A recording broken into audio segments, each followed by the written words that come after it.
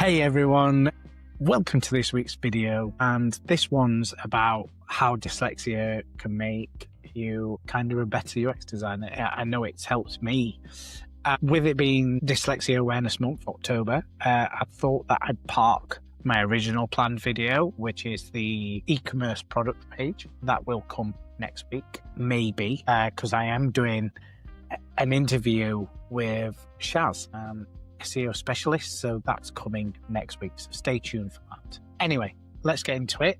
As somebody with dyslexia, I realized that over the years it's not just a limitation, it's actually one of my biggest assets and advantages as a designer. So for those that that don't quite know me, I run a design and UX business called Gigaflux, where I focus on helping brands create seamless human experience online and bring new ways of thinking and simpler thinking to people's websites or apps or back-end systems. And honestly, a lot of what makes me good at that comes directly from my dyslexic brain. You see, dyslexia isn't just about all the reading and the spelling differently. I think it's all about thinking a little bit different, like on a different plane. So like if this is the box, I can see the box, if that makes kind of sense. Like I can see spotting patterns, connecting dots, seeing other things that people might overlook. I've always been kind of like a little bit different, and that leads me on to the first section, which is about how dyslexia enhances UX thinking.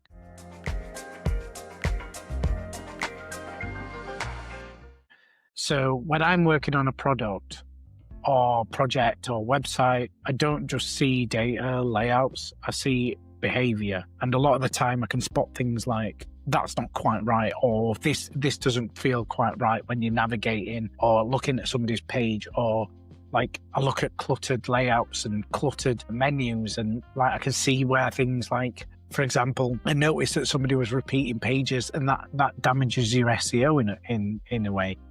You see, there's different ways. It's a good way. It used to be a really good way of doing stuff, but it's also a very old way of doing stuff. And it's almost like I have an internal heat map, but I also use heat maps, obviously, and I can instantly pick out what's working, what might be confusing, why people are dropping off. I look at stats and I'm like, yeah, that's really good, but we could be doing a little bit better.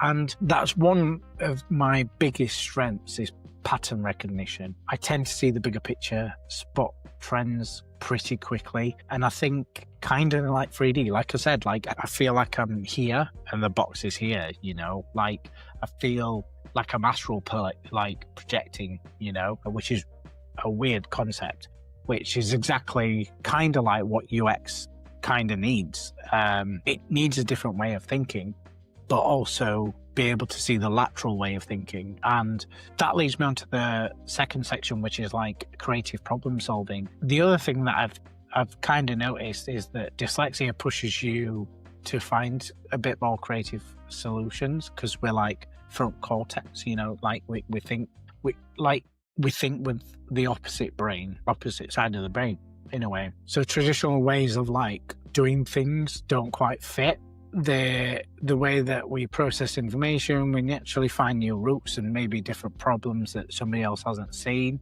So when I'm designing user journeys or interfaces, I'm constantly asking, how else could this work? Another way someone might experience this kind of thing kind of helps me design experiences that are inclusive, intuitive, and genuinely human. And as somebody that's struggled with dyslexia, not found a proper way of learning in school, that's kind of gave me a sympathetic and empathetic approach. So yeah, and that leads to like the broader impact in empathy. And empathy does play a massive role too. Like when you grow up processing the world a little bit different, like I have, you develop a deeper understanding of the frustration of what it's like for somebody who just doesn't fit into the mold, and just sometimes it just doesn't make sense. For example, I struggled with foundation papers over the higher papers because of the language change, right? So my brain just didn't like the simplified information. I wanted the higher paper.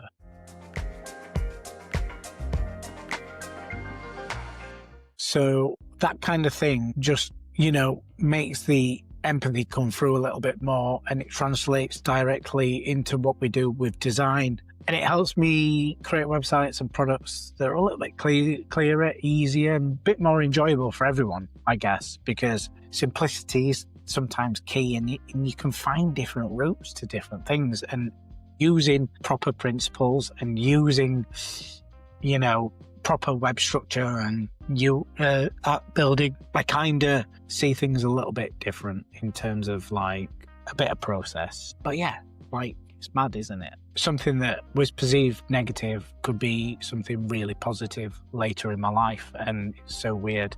So this month, I want to shine light on neurodiversity and dyslexia in particular, as it can be a pure superpower in creative industries like UX design, video editing, just graphic design in general. And that's where we have an advantage technically over AI as well, because AI doesn't think like a human. So yeah, if you're a neurodivergent, don't hide from your differences, use them, okay? Harness your gift. What makes you stand out there, what makes you different. Your brain doesn't think in the standard lateral way, and that's exactly what gives you an edge to creating something really original, because everything's copied these days.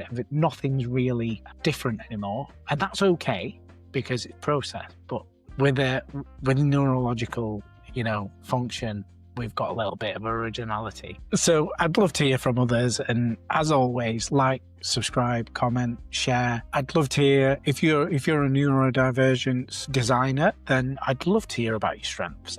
And just business owner in general. There's plenty out there.